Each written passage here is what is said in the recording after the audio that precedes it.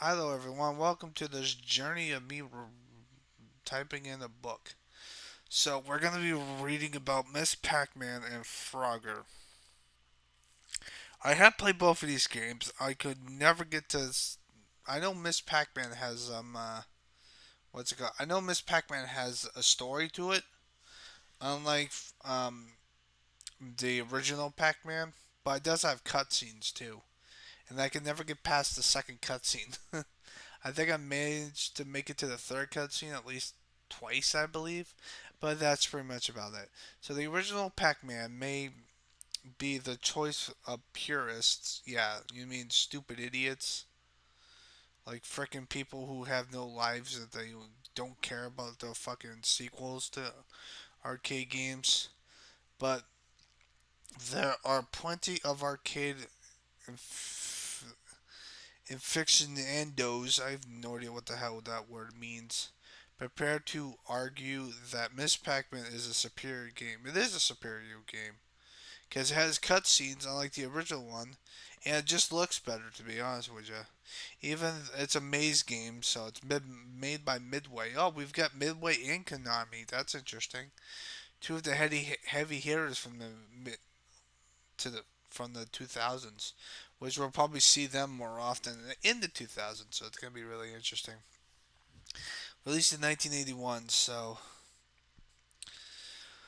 superior game, even though it wasn't even supposed to exist in the first place. Really, I did not know that.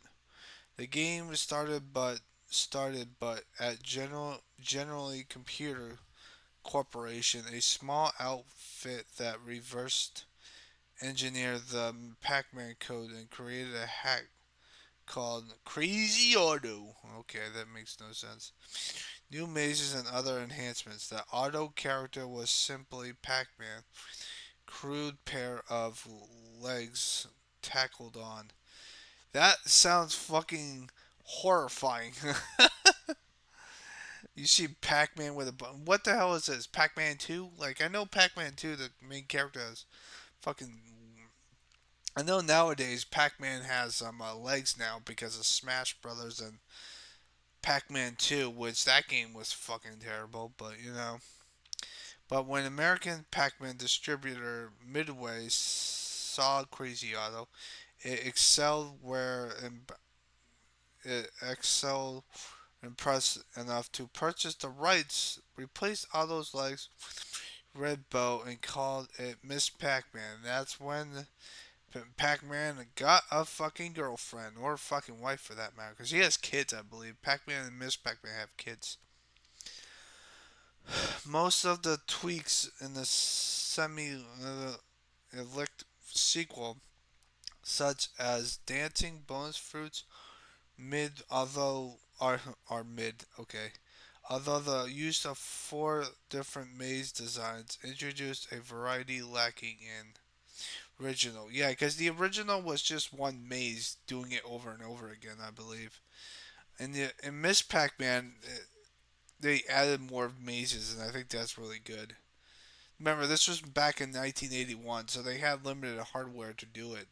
I guarantee you nowadays people can make up mazes like it's nothing because they have the code, I believe, coding of the game itself. Because people like to hack stuff, you know.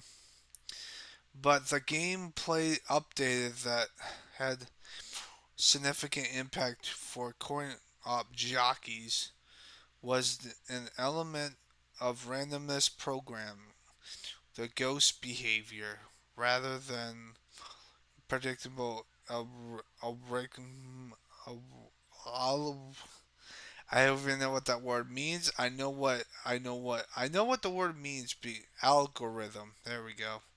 I knew what the word was because I learned in the math class. So as they do in Pac-Man, the multicolored ghosts in Miss Pac-Man can surprise you.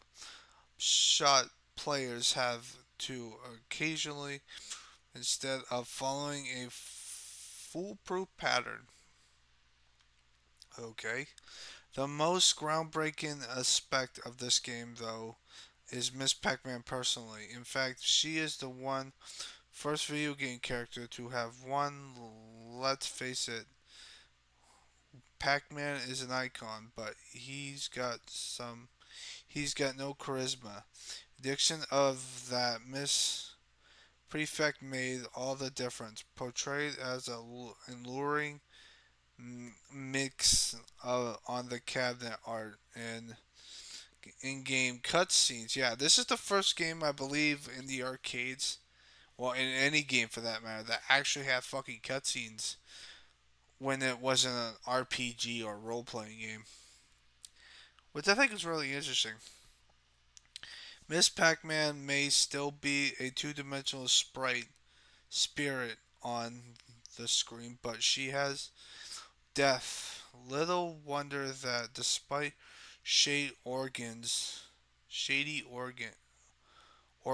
No, it's not organs. It's shady. Oh, I'm saying organs, but it's not organs. Um, she ended up being adopted as an indispensable part of Pac-Man's lore. Yep, because without her, there wouldn't be another Pac-Man game. Because if she flopped, she would have been Pac-Man would have been out of security and would have never been Smash Bros. So, which by the way, Pac-Man's in the Wii U version of Smash Bros.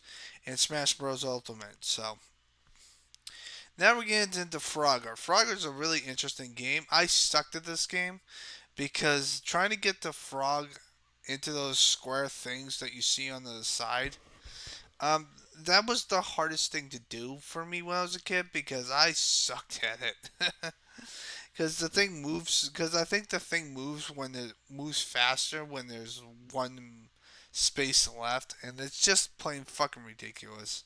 I could never get past like the third round. I could never get past the third round, or meet the dragon for that matter. Because I know there's a dragon in this game. In theory, you should never lose at Frogger. Yes, I did, because I suck at it. The gaming world's first frog superstar. Straightforward task to get across a highway. That sounds fucking dangerous. You will be fist meat when you're run over by a car. I salute you, Mr. Frogger, who I have very little or little. I have no idea. I don't know what the fuck I'm talking about. A river dodging vehicle in the first stretch. Jumping across logs and turtles on the second. The surrounding world is oblivious to its struggles. Well, why would you not want to cross the fucking street where you could get run over because people drive too fucking fast on the fucking highway? Like that's common sense, man. Like you're asking yourself to get killed. The cars speed along on their own, and the alligators and there's poisonous frogs. Really? That's fucking bullshit. Patrol the river, come and go, regardless of where it hops. All you have to do is spot the path through the obstacle and complete it. If you find the right trail, make it in seconds. The whole thing, yeah. So I've there's probably people that speed run this game that are too fucking good and make me look like a fucking chump ass punk ass bitch. I guarantee you that. That's what most games when they do that. The whole thing just the whole thing should be a cinch because only you can put yourself in trouble. The game hardly notices you're there. That, however, it is all easy said than done. Moving too quickly is one of the things that leads to mistakes. Yes, because when you're trying to beat a game fast as possible, you will definitely make mistakes. I've seen this many times on speedruns of Dark Souls. Like if you panic too much when you're trying to beat the game as fast as possible, you will fuck up. I've noticed this when I've done some speedruns of Naruto games. Like you get paranoid and panic when you're so close to the record, like you want to keep going and then you just start fucking panicking. Panic is another. The obstacle course gets harder as cars speeds up and sections of the river change their flow. Tempted to make a jump into a turtle when you know it's about to sink underwater, dragging you to your doom. That sounds terrifying. Like you jump on a fucking frog that goes into the water and then you're dead. Wait, that makes no fucking sense. I thought frogs supposed to be can swim in water. Why the hell do I have to land on these fucking things that are floating? Like the frog can fucking swim. Like have some common sense. Like I understand the purpose of the game, but seriously, like that's not common sense. Aren't frogs supposed to fucking swim?